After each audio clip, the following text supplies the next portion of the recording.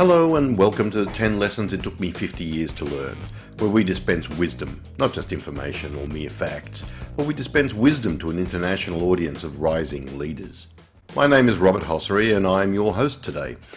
This podcast is sponsored by the Professional Development Forum, which helps diverse young professionals of any age accelerate their performance in a modern workplace. On this podcast, you'll hear honest, practical advice that you can't learn from a textbook, well, because it took us 50 years to learn this stuff. Today's guest is Dr. Duff Watkins. He's a former group psychotherapist who's run an executive search firm for many years. He's the past president of the Yale Club in Australia and a long-time governor of the American Chamber of Commerce in Australia. He also was the host of the international podcast How Business Really Works. And, surprise, surprise, he's the founder of this podcast, 10 Lessons It Took Me 50 Years to Learn. Duff, welcome to the show and thanks for making time to speak with us today. Yeah, hi Rob. I'm one of the founders. You're one of the founders and there's two other guys as well. But it's nice to be here as always. On this side of the microphone. Well, yeah, true. But without you, Duff, I mean. Yeah, I have to agree to that. So, We've already produced a pilot episode, so the listeners know what we're all about. But what I want to start with you is I want to ask you what we ask all our guests, and that's what was the very first lesson that you've learned? Now, it can be a business lesson, a life lesson, but what was the first significant lesson that you can remember? I remember it vividly. It was my second or first day. I was working for a large human resource consulting company. It was really my first corporate job because, as you mentioned, I'd been working in psychiatric hospitals as a group psychotherapist, and we ran a training seminar on a weekend. It was my first day at this company. It was a Saturday and a Sunday, and I was one of the presenters. I was like the third presenter for this training program, and the senior director was. He gave the lengthiest presentations, and my boss, my direct manager, she gave the second most. So it's based on seniority. And yet I had the most experience presenting publicly, and so I did okay. But afterwards, the senior director wanted some feedback, and all the consultants rushed up to him and plied him with gratuitous, exaggerated, complimentary, fatuous. You were fantastic. You were great. Yeah. And I stood there thinking, well, he was all right. Nothing special, but clearly he hadn't done it much, is what I was thinking privately. And so my first business lesson was you can go far, fast, and high simply by telling people what they want to hear. And that lesson has been reaffirmed many times since. Well, okay. So you learned to lie, basically, is what you're saying to me, Duff. No, that's not what I'm not saying that at all. I'm saying that's what I saw people exploit that. The guy needed feedback. He wanted to hear certain things, and they were quite willing to give it to him. Did you give him honest feedback? Well, they may have been sincere. He didn't ask me. Okay. Okay. It was the speed with which they flocked to him to tell him things that he wanted to hear. That's the thing that I remember the most. That's actually a good lesson to learn. Okay, let's start off. You've sent me a list of your 10 lessons. Let's start off with lesson number 1. Life is a persuasion. What are you persuading? Yeah, life's a persuasion. Life's a negotiation. And here's some proof. If you go to the Old Testament, Genesis, that's the first book, chapter 18. You know the story, Sodom and Gomorrah. God says, I want to wipe out Sodom and Gomorrah. Abraham says, whoa. What if there's some good, righteous people down there? And God says, all right, you find 50 people for me. I won't wipe it out. And Abraham says, well, 50, 45, 30. It's a number, right? God says, all right, make it 30 then. And Abraham keeps negotiating, 20, 15, 10. Abraham finally negotiates it down to 1. And God says, right. You find me one righteous person, I won't wipe out Sodom and Gomorrah. Abraham is unsuccessful, however, and so Sodom and Gomorrah gets wiped out. That's not the point of the story. The point is this: if divine justice is negotiable, if you have to negotiate and can negotiate with God, then you can imagine pretty much everything else in your life is negotiable and will require some persuading and convincing. And just this morning, actually, I was thinking, you see my bookcase, I've got 6 books on negotiation there that I haven't read yet. I'm not counting the ones that I have read over the course of the years.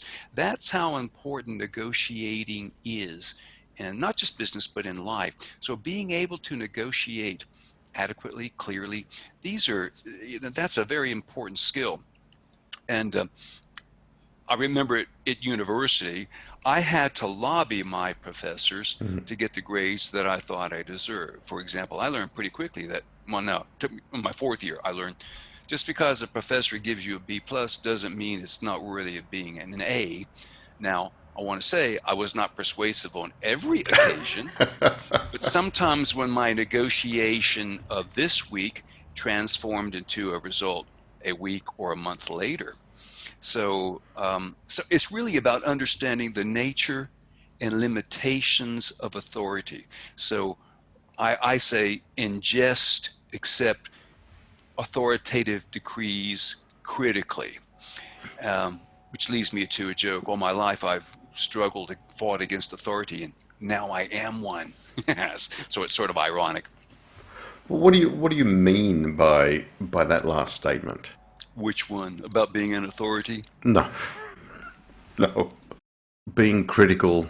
Oh, yeah, except just because an authority says it doesn't mean it's true. Just because you read it on the internet, just because somebody you think is important says something, doesn't mean it's true. You always have to exercise critical thinking.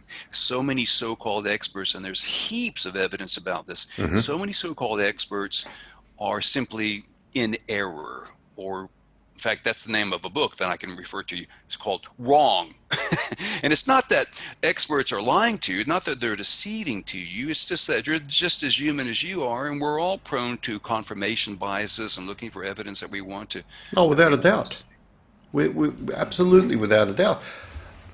Your point, life as a persuasion, makes me think about my career as a sales professional. And Yeah, absolutely. that's all a salesperson does, is persuade. Take it even further. You know, in life, as a child, you're trying to persuade your parents. You're always trying to persuade someone about something. That is the nub of your whole point there. Well, and sales is exactly what I'm thinking of too. You and I have both been in sales for a long time. I mean, to persuade and convince somebody. That's what a Yep. sale is. Yep. Absolutely. All right. Well, let's move on to point number 2, which is something that I would expect from Dr. Duff Watkins. Style is not to be despised. Now, while I expect that from you, I don't understand it. What do you mean by that? Yeah, well, I'm glad you expect it, because there was a time in life when you would not have expected it. I will illustrate it for you. Yeah, Style is not please. to be despised. I mean, what it means is this. It means you drink wine from a wine glass. You don't drink it from a plastic cup. You see, this is designed, created to contain, disperse wine, and this is not. Yep. You drink wine from a wine glass. This is a plastic cup. I drink protein from this. That's what it's designed for. And that's the point. Most things in life have a purpose, have a function, have a raison d'etre, a reason for being. And if you look closely enough, you'll find it. And so learning to appreciate the purpose, the role, the function of something is your task, our task. And traveling on the road of style is fun, and it's as much fun as arriving. Now, I have a true sad story for you. When I graduated from university, I had to wear the gown and the cap, and Yep. I traipsed across the stage accepting my diploma. I was wearing flip-flops because I was a fool, a styleless fool. I will say, Duff, I cannot even imagine you even now wearing that kind of footwear. Yeah, nowadays I wear cashmere socks. There's a big difference. And okay, so what is the purpose of style anyway? Well, style is like it's a signature. It's as unique as your signature is. And when you use things for their proper purpose, you are the beneficiary. You personally, psychologically, emotionally benefit. Now, you don't have to take my word from it. When you drink wine tonight, whenever, drink from a plastic cup, see how it tastes different than when you drink from a wine glass. Not an experiment I'd like to do, but Yeah, you get the point. I get the point, and it comes across for me very vividly. I remember clearly, and you've actually experienced this with me. You and I have met prime ministers, vice presidents, governors, important, influential people. Senators, congressmen, too many CEOs to mention. Correct. And what you're talking about, to me, resonates as the way I presented myself to them. I changed my whole persona, like your anecdote of wearing the flip-flops. I went from being, presenting casually to presenting professionally to these people. And I would say that is also style. Yes, it is. It's part, you adopt a different persona is the word I use. We're coming to that. We're coming to your personas. Don't you worry about that. I'm not letting you off the hook. Okay, well, let's move on to your next point. And point number 3, don't cling. This is a straight up Buddhist lesson. Don't cling. Don't cling to books, CDs, DVDs, beliefs, opinions, prejudices, suffering, slights, real or imaginary, trophies, relationships, people, anything, really. Don't cling, because they're just souvenirs of life, and souvenirs slow you down. Everything comes stamped with a best used by date. Now, sometimes you can see it, sometimes you can't. Sometimes you look for it, a lot of times you don't. But everything expires over time. And so there's no point in clinging to things that are past their use by date. For example, here's a physical example. Yep. Before buying new clothes, before acquiring a new wardrobe, first empty your closets, because that creates room. Oh, here's another example. You've heard of Marie Kondo, the Japanese woman who, I just read her book, and I will give you the correct title. It's called The Life-Changing Magic of Tidying Up. And that's a bold title. That's a big promise right there. Yep. And so I read this book, and it's filled, as you would expect, with lots of practical advice about decluttering, tidying up, and how to buy things, how to store things. That was not surprising. The real surprise, and this is the punchline, it's actually a book about philosophy. And it urges you, it suggests to you that you examine your relationship to earthly material goods. Therein lies the power of the book. And one of her hidden messages that I take away from it is, by not clinging, getting rid of things that have passed their use by date, you create space in your life, and you need that space to life. Otherwise, your life gets cluttered. You don't want that. No, you don't want that. And this point, I have 2 things that I'd like to discuss with you on this. This particular point reminds me of my experience in the US when I left Australia to go to the US to run an international hardware, IT company. I didn't take anything with me. All my stuff remained here.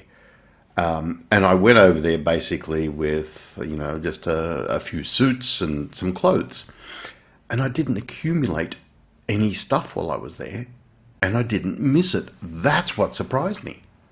That I didn't miss my stuff. which is what you're talking about. I let go. I wasn't clinging to things that were supposedly important at the time. So that's for stuff.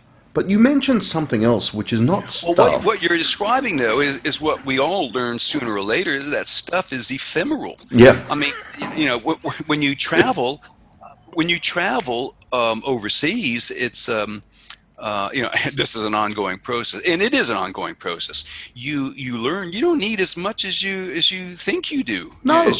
You can actually travel pretty light. Yep. But you mentioned another point. I just want to move to another point that you made about not clinging. So let me ask you about a point you made. And yes, we've discussed stuff, but you made a point, don't cling to slights, real or imaginary. Now, that I want to stop there because that is incredibly important.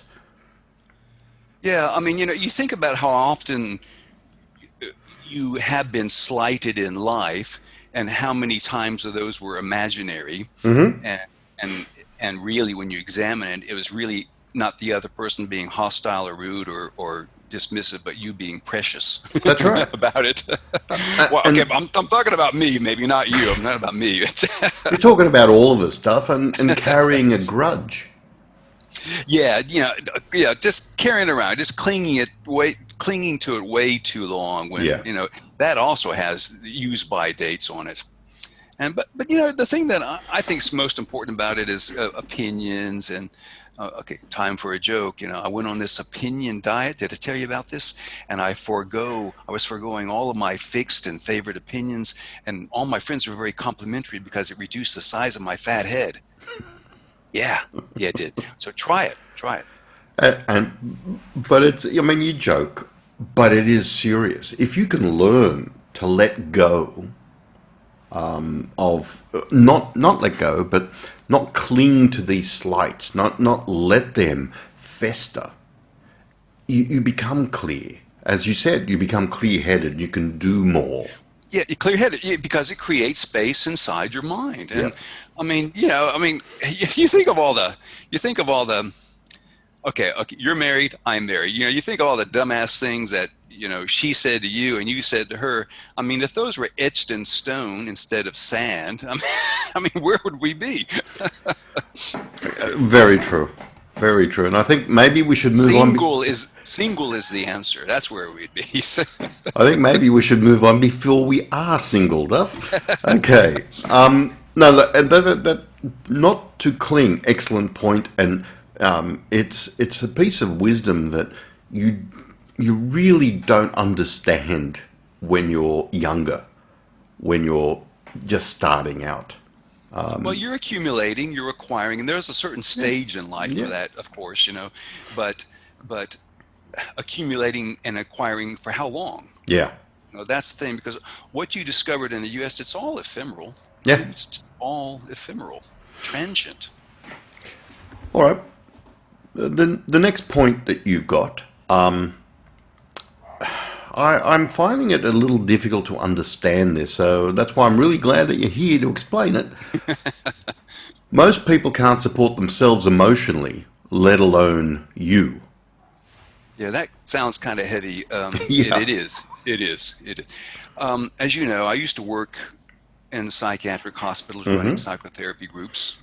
And the hospitals I worked in, two of them were the major ones, where the sickest of the sick of our society went. They were the most ill. Also worked in some other hospitals on the psychiatric units. So I had high-level patients, high-level functioning patients, low-level functioning patients.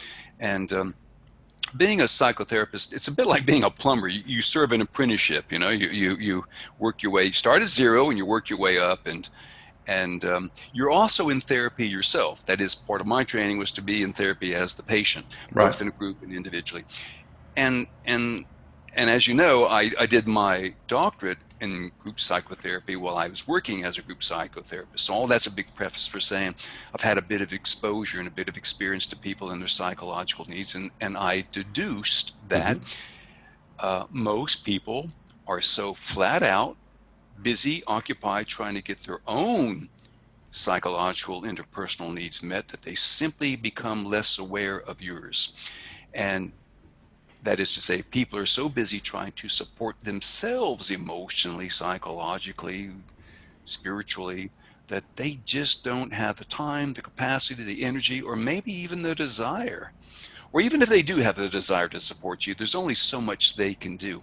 Now, learning that, accepting that, understanding that, I think that's a milestone in a person's maturation. Um, in the real world, for example, some of our people are younger people out there.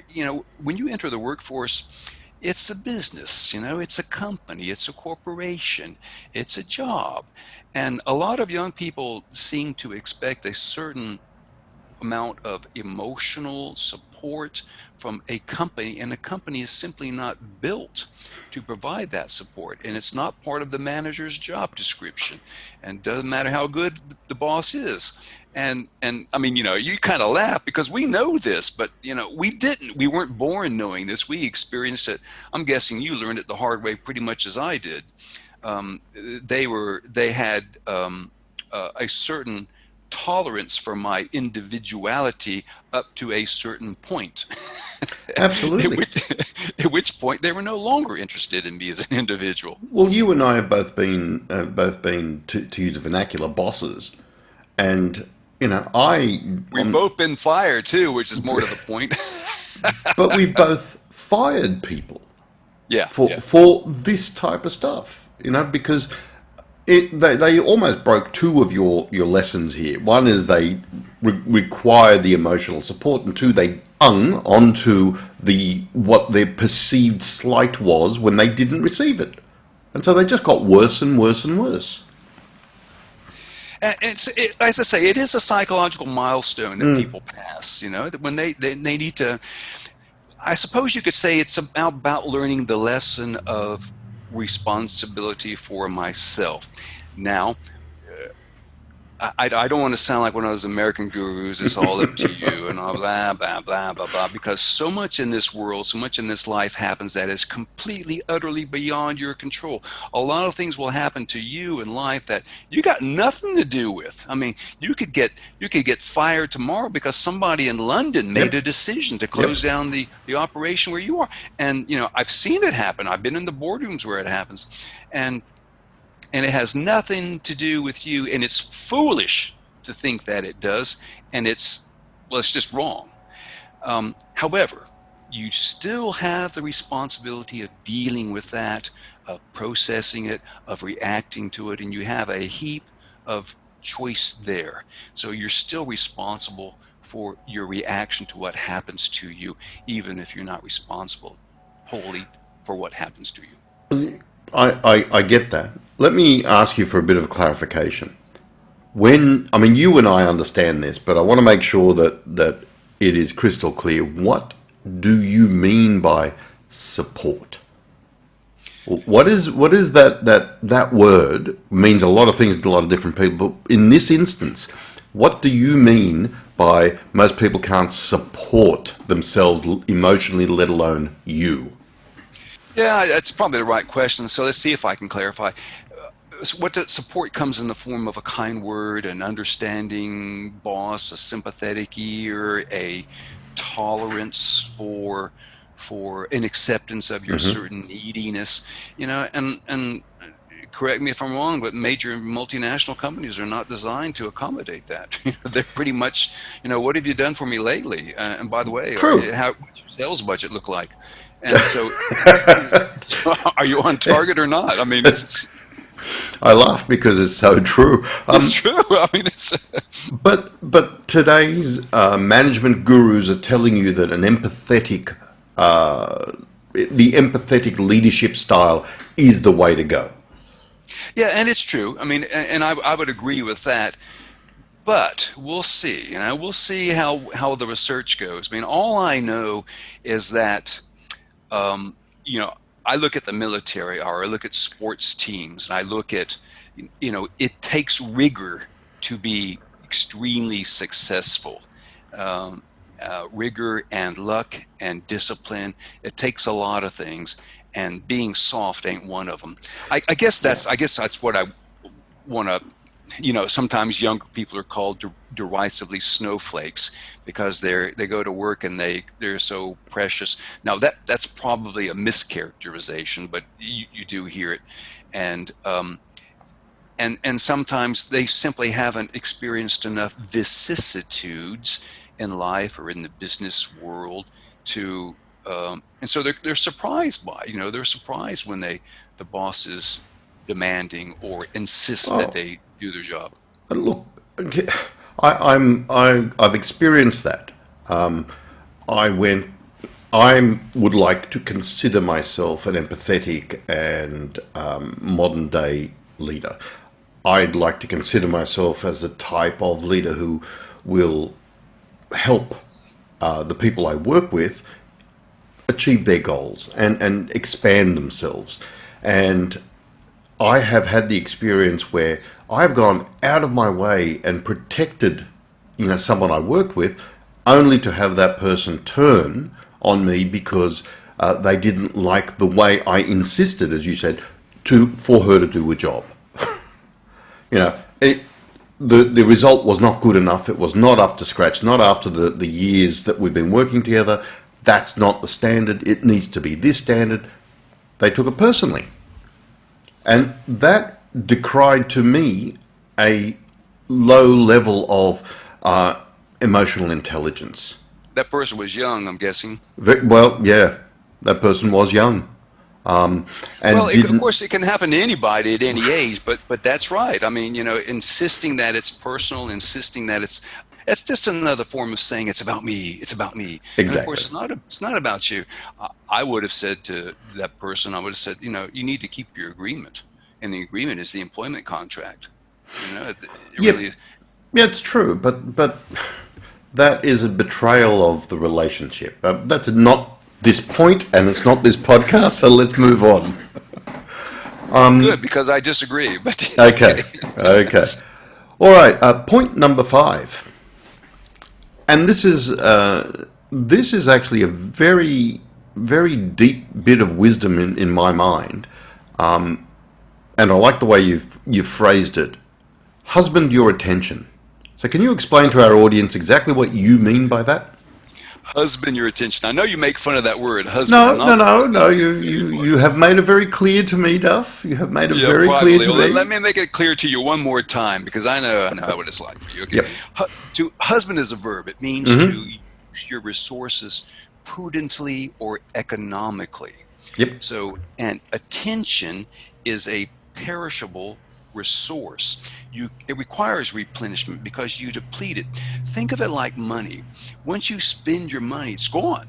That's right. That money gone. Now you can replenish it, you get more, I hope you do, but Mm-hmm. the money that you spent is gone. It's not coming back. It's the same with attention.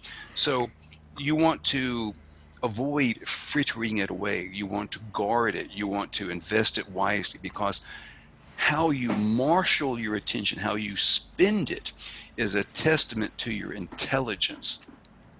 And so, and that's why you don't want to fritter it away on the internet, watching porn or YouTube clips of kittens playing Oh, drums come on, and everyone loves kittens playing drums. okay, maybe that's an exception. But there's you know what I mean, Yeah. and Yep. we all do it. I'm no exception. I know I don't watch kittens playing drums, don't watch porn. Past all that, but the point is how we consciously fritter away our attention doing Yeah. things that do not give us a benefit at all. Now the thing is, what you need to here's the problem is there are entire industries, multinational corporations that exist precisely for the purpose of leeching your attention away from what you want to think about to what they want you to think about. Honest to God, man, I can't even go to the urinal in my gym without there's advertising plastered there. You talk about a captive audience. I've been on planes overseas. You sit down in the chair and posted on the back of the seat in front of me is advertising in a language I don't even understand, but they're still trying to hammer me, to divert, to distract me. And so we need to inoculate ourselves against this. The anthropologist Edward Hall, he said, intelligence is paying attention to the right thing. And my version of that is watch who you let near your mind. Mm. And and the significance of that is because those advertising, whatever, they're literally trying to take your mind away from you. They want you to think about, instead of whatever you're thinking about, they want you to think about what they wish to think you to think about for Yep. their commercial purposes, not for your benefit. Correct. And it's a difficult thing to do today, to Yeah.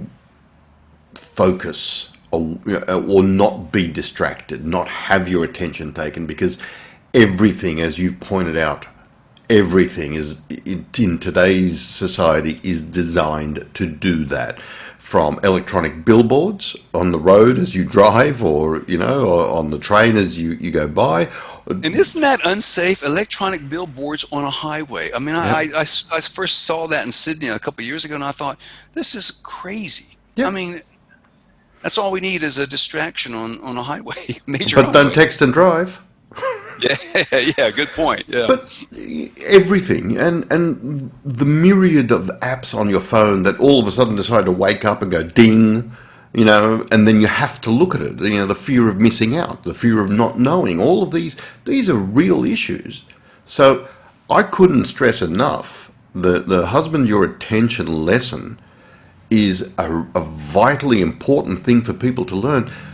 I will say though that if I was told that in my 20s, I would say, yeah, I know what I'm doing.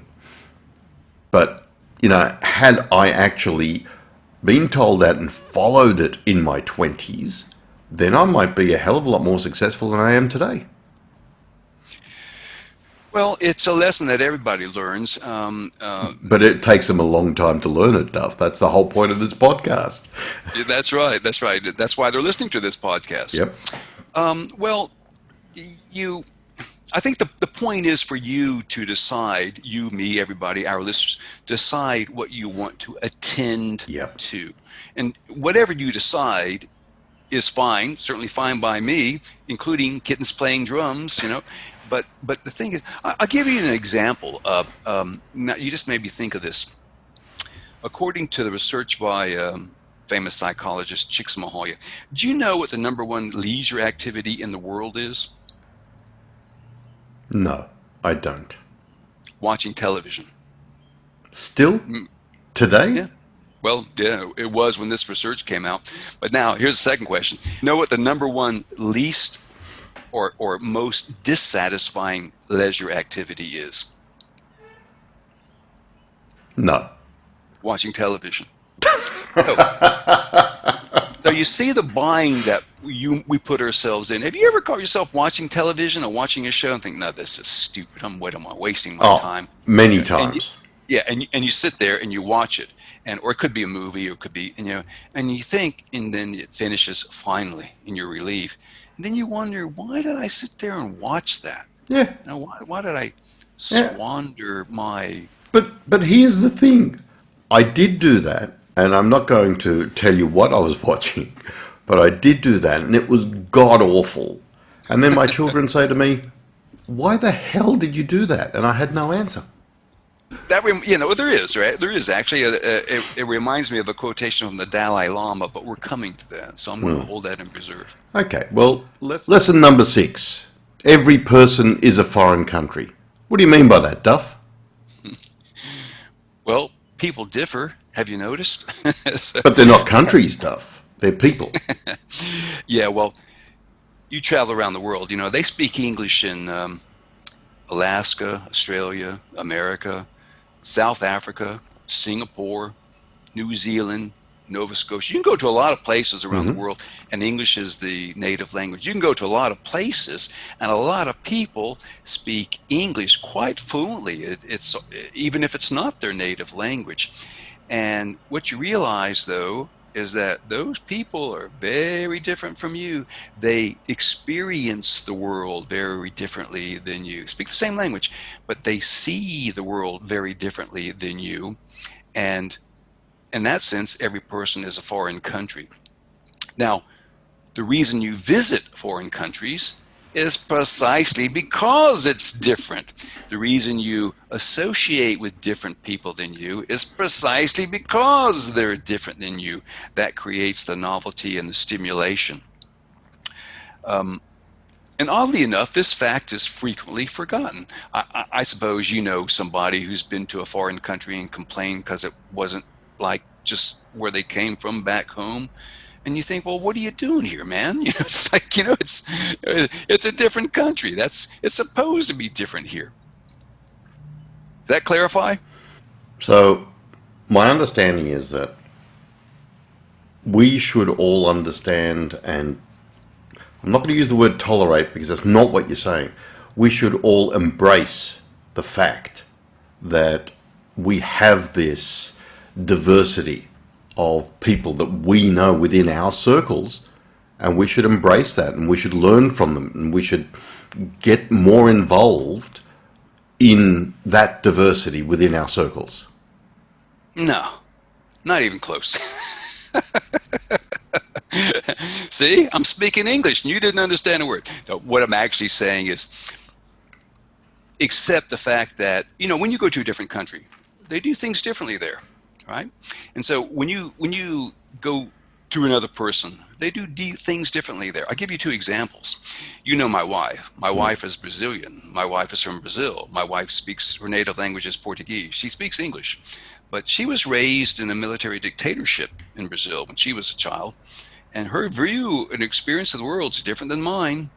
Very different. I happen to know that your wife is American. And I'm sure when you talk to her, you find out there are things differently going on in there than what you're used to. And every person is like that. In that sense, every person is foreign. They do things differently in there. And that's a good thing. That's the bottom line. It's a good thing. Yeah, it is a good thing. The psychiatrist Scott Peck wrote in his book, The Road Less Traveled, he did a lot of marriage counseling. And he said he always thought it was a good sign when a married couple, didn't matter how long they've been married, but in the course of the therapy, one would turn to another and say, I didn't know you felt that way, or I didn't know you thought that.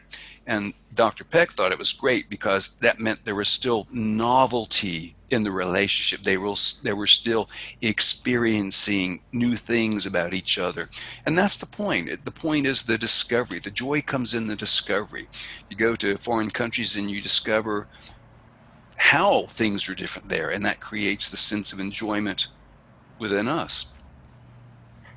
And therefore, from our point of view, we should appreciate the fact that everybody's different.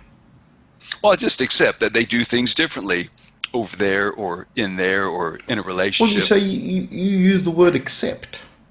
And you and I can both point to many countries right now where that difference is not being accepted. Yeah, and what's happening there? We know what's happening there. It's, the countries are divided because of it. So it's not, while it might be wisdom, it's not an easy lesson to put into play. Well, it's not that hard because it's not that hard. You can't do anything about it. First of all, my wife is the way she is. Your wife is the way she is. You are the way you are. I'm not saying we can't change. We don't mutate. We grow. Of course we do. But we have a sort of a base rate. Yeah. So, but I'm making the point that this is what should be. This is a lesson that you learn as you get older, that people are different, and that's okay. There's nothing wrong with it. Well, the fun is finding out, really. Yeah. I mean, that's the, I suppose, the takeaway. It's fun to discover and find out how different people are and how culture. I mean, that's why people travel. I mean, there's a word called tourism, and that's all it's about. Just discovering different places and different things. And sometimes you're amazed. You might be disgusted. Who knows, the whole panoply of human emotions. But that's why you go. There you go. All right, well, let's move on to lesson number 7, is just tell yourself the truth. Now that seems pretty self-evident, Duff. Oh, I wish it were. I wish it were. This is the cheapest, fastest, bestest psychotherapy session you can have. Just tell yourself the truth. 5 little words. Just tell yourself the truth. I mean it too, literally. Tell yourself literally aloud. If you want to get really intense about it, sit down, look at yourself in a mirror. Just tell yourself the truth. Now, the only truth you'll ever really know is how you feel at any Mm-hmm. particular moment about Mm-hmm. something. Yep. And so really that's all you have to say. Now, sometimes that's remarkably easy to do. Sometimes it's very, very difficult to find out what you feel, how you truly feel about something. So I'll give you a hint, a help. You'll probably either feel mad, bad, sad, or glad about something. Start with that. And then continue to speak aloud how you feel about something. And if you can't remember mad, bad, sad, glad, okay, I'll give you one. Just sit down and ask yourself, what am I afraid of? Because fear is the underlying emotion or sensation to all other feelings, neuro neuropsychologically.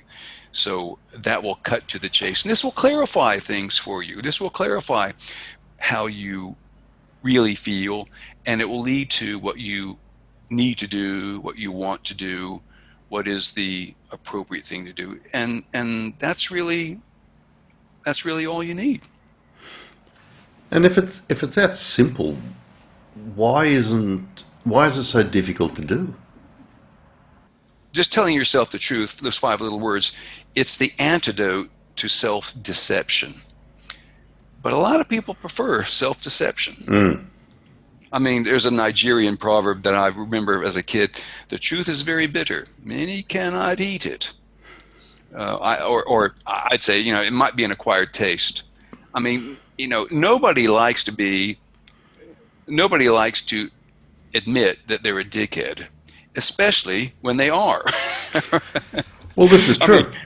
yeah, nobody wants to admit being a jackass, especially when in the process of being a jackass. So, I mean, it takes a bit of maturation. It takes courage, really, but not as It, much as you think, And then once you face the truth, you think, oh, no, okay, well, what you'll see, what you'll experience when you mm. tell yourself the truth is things clarify, things dissipate, and the way forward becomes clear. Well, I will have to say that I have done this myself, and it is it is liberating that you're not again. It actually fits in with almost everything else you've said because it's part of that. Once you tell yourself the truth, this is what I have found. This is personal. Once you tell yourself the truth, then you're able to let go of things and not cling to them and be honest, and you then get to be clear-headed about your decisions, about what you do, about who you associate with and why you associate with. At least that's what I found. I can't remember the last time I sat down, though, just to your point, and looked in the mirror and said, this is my truth today. So I suppose you can't just do it once, and you can't just do it once and forget about it. You need to do this, and you need to repeat it as required. Well, there's a psychologist called Pennebaker. He writes. I mean, he advocates writing, and that's equally good, I think. And he talks. I think his protocol is 15 minutes a day, Mm. and I write every day. I process every day what I'm thinking, feeling emotionally, and uh, it is the beginning of self-acceptance, and self-acceptance is really the basis of all personal growth in my mind. Yeah, Um, I will put my hand up and say in mine as well. I as long as when we continue to delude ourselves and deceive ourselves, and that's something the Dalai Lama said, by the way. He said it's not the truth that we don't know. It's not ignorance. You don't know something. You don't know anything about astrophysics. Read 5 books about astrophysics. You'll know more than 80% of the people on this planet easily. And He says it's not ignorance, it's the truth that we hide from ourselves. That's what stuffs us up. That's what causes the problem, how we deceive ourselves. Well, that almost works straight into lesson number 8, Duff, which is never engage in a civil war. So Well, I'll leave it to you. Civil war is, in countries today, there is one faction literally takes up arms against another faction within the same country. Yep. I was raised in the U.S. The Civil War was the one of the seminal events in the history of the country. Yep. And the repercussions of it, the Civil War, of course, was the North versus the South. It was an economic issue about manifesting in slavery. And the repercussions of that are being felt today in the year 2021. And the war ended in 1860. Yep. So just do the math there, right? Yep. Civil War ended in 1860, repercussions still being felt in 2021. I mean, the cost of a civil war is very, very high and long-lasting. Now, every listener out there, you are a universe of selves. I mean, there are many personas within us. Okay, well, I'll use you as an example, Rob. Okay, I know that you're a husband, you're a boss, you're an employee, you're a friend, you're a father times 3, you're a podcast producer. It goes on and on and on and on, and there's a universe of selves in there, and they're not identical. They have different wants and priorities and needs, and sometimes they clash. There is that part of you that wants to sit there and watch that shitty TV show, and then there's the dormant, intelligent part that says, "What the hell are we doing here?" Yep. Yep. So, and the Paul Bloom, a psychologist of Yale, he told a funny story. He said, he makes the coffee at night, and then he's sitting there doing the dishes. Do I clean the coffee machine or do I leave it in the morning? That's the night self. The next morning he gets up and he goes out and the coffee machine's dirty, and his morning self says, "Why, you lazy bastard, why didn't you clean this thing so I could use it today?" And I always remember that story because I'm the same way with my teapot. Do I leave it in the morning or do I clean it up for the next guy who comes in the morning? So, and that's the way we all are. We have this universe of competing selves, and so they have different priorities, and sometimes they clash. And so you want to refrain from commencing hostilities within yourself, with yourselves, because you cannot win a war within. You can't win a civil war. So you do what you would do with anybody else. You negotiate. You treaty with yourself. You sue for peace if you must, but you avoid belligerence and abstain from combat at all costs. And I'm serious about negotiating. Point number 1, life's persuasion. One of the first entity you need to negotiate and persuade and convince is yourself, one of yourselves. It's an ongoing process because, as I say, they have competing priorities, different needs. Well, if we look at the previous point, telling yourself your truth, if you're not telling yourself the truth, that contributes to your internal civil war. Yeah. You'll spend a lot of time and resources trying to maintain the lie, maintain the ruse, and eventually it comes undone anyway. Or I suppose you could die deluded, but who you're fooling is you. I will say psychologically, you, me, I, everybody, we have these psychological defenses for one reason only: we need them. Yeah. Because we believe falsely, by the way, we believe that the truth is so harsh that we won't be able to cope. And the truth of the matter is, when I found out that I'm a dickhead or a jackass or whatever the case may be, it's not so bad. In fact, and after a while, you sort of get used to it. It's just, yeah. In fact, you begin to realize, Oh, I was wrong again. Okay, that's good. I'm happy about that. I've learned something. I'm progressing. Okay, let's move on to above all else, do not panic. This resonates with me simply because I remember many times in my career and in my private life where I did panic about a lot of things, and they were eventually unwarranted, but still, it took a while to learn not to panic. But what do you mean by that? Yeah, well, it's kind of obvious. This is lesson number 9, by the way.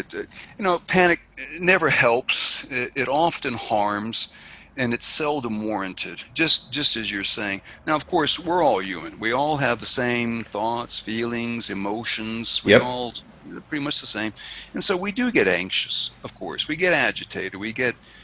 Humans don't cope well with uncertainty, and we do find it stressful. That's just normal, and that's just part of life.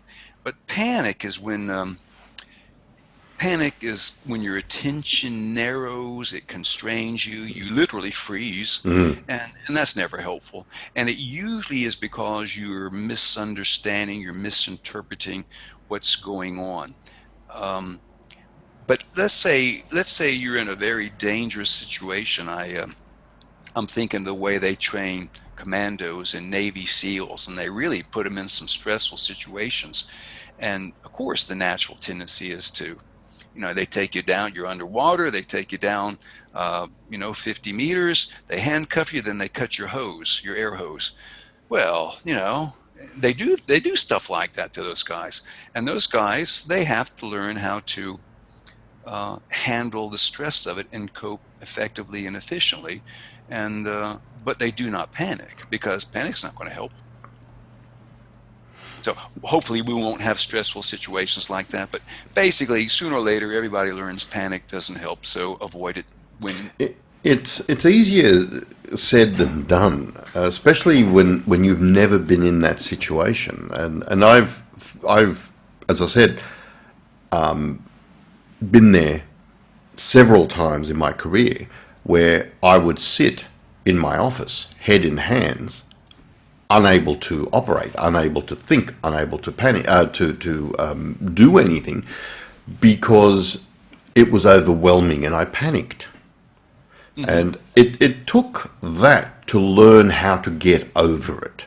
And it is, I suppose, a technique to not panic is to realize that things are going to work out. Yeah, reframe it. Yeah, reframe it. And there's a sentence, a phrase from a psychologist, and I think about this regularly. His phrase, it's on a tape, and he On a says, tape. "Live." You have It's a on a tape. tape. It's so old. That's how old it is. Cassette. Because I still have the cassette, and the phrase is, "Life has a way of always working out."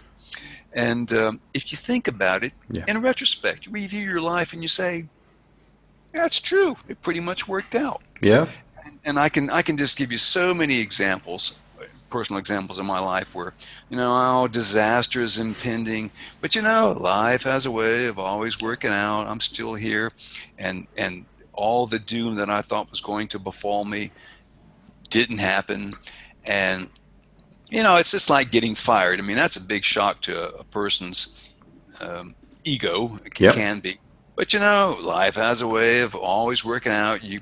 People get jobs, they go on to something else, they change careers, they find new lives, new love, new whatever, because life has a way of always And working out. and that's the point, isn't it? I mean, it mightn't work out the way that you had planned it in your head, but it will work out. Hmm. And Well, going what? through all of this and everything you've just said, everything, everything you've said links into itself. Persuasion, not clinging, focusing your attention. So everything, not lying to yourself and not engaging in that civil war and not panicking, they all lead into each other. They all assist you in being able to execute the next lesson. Lesson number 10. So we're up to lesson number 10. You deserve happiness as much as any person on the planet. Yes, I do, Duff. Yes, I do. And I'll see what I can do to make that happen for you, Hoss. Yes, this is the takeaway. I mean, if there's one lesson I want people to take away, it would be this one. You deserve happiness as much as anybody on this planet. Not more, not less, just as much as anybody on this planet. Not more, because that would mean you're a victim. Oh, dear me, I deserve happiness. I only got this much, but I deserve more. No, don't give me that. That's not. You don't deserve less happiness than anybody. Oh, I'm just a martyr. I'm so blessed, as the Americans say. I'm so blessed, and other people are less fortunate than me, and don't give me that. No, you deserve happiness just as much as anybody else on this planet. Not more, not less, and that's all. And if there's, going back to the very first lesson, to go full circle, I wish people could persuade themselves of that and have that inner conversation, and I reckon we would all be better off because of that. You're probably right. But I suppose the unasked question here is, what is happiness? Well, that's pretty personal. Very Nothing more personal. I can think of. Yeah, it's a very personal question. So how do I know if I'm happy, Duff? How do I know if I'm happy? You know, on the surface, that seems like a really stupid question, but it's not. I mean, because there are heaps of psychological research that indicate that, honest to God, us, Yep. we don't know when we're happy. And Martin Seligman gives and I used to do this. He said, before you go to bed at night, take out a pen and paper and write down the three times when you were happy today. And I would do this, and sometimes it would come off quite easily.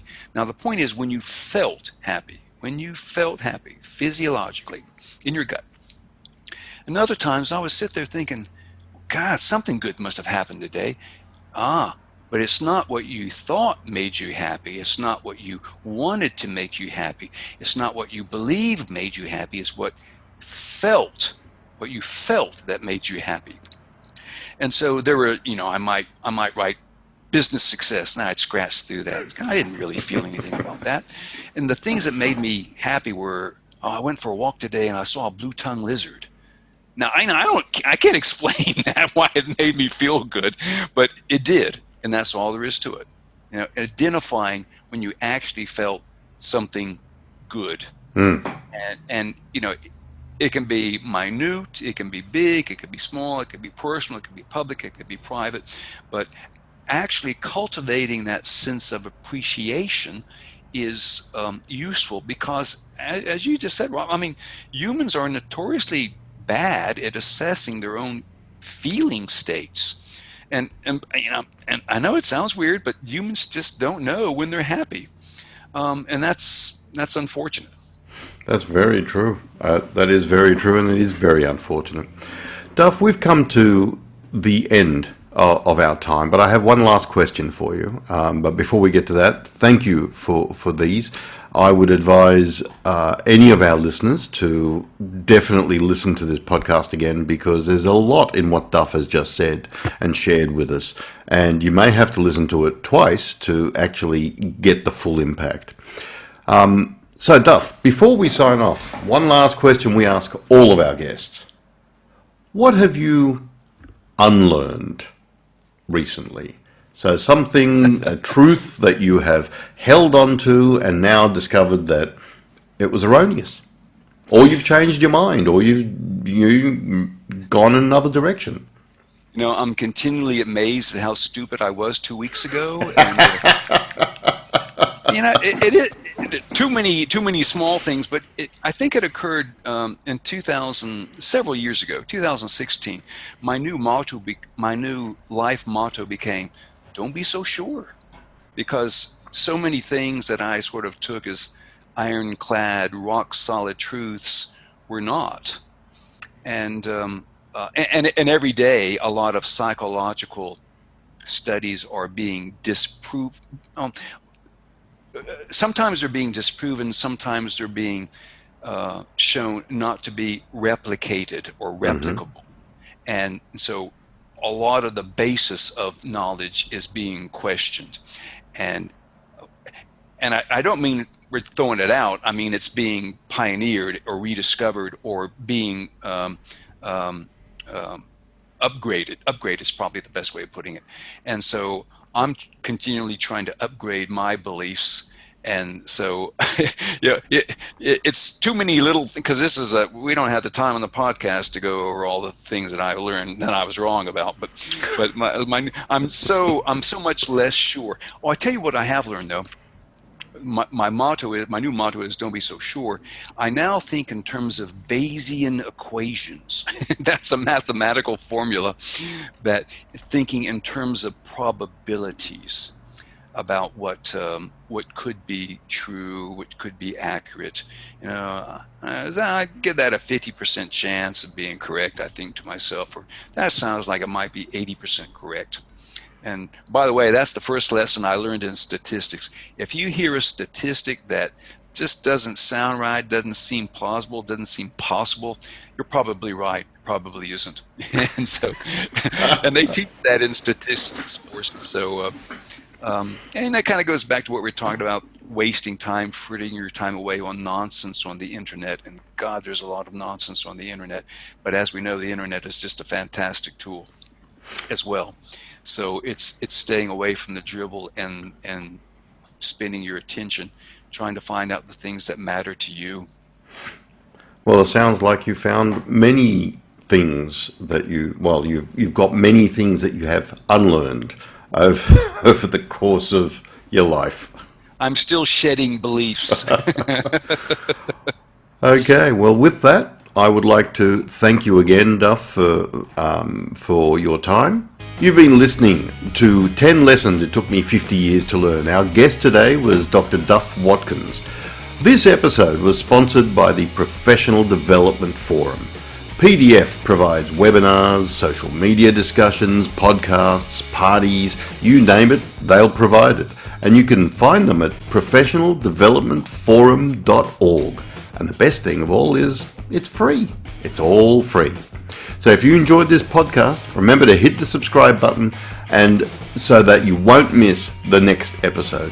Thank you for listening, and we'll see you on the next episode of 10 Lessons It Took Me 50 Years to Learn.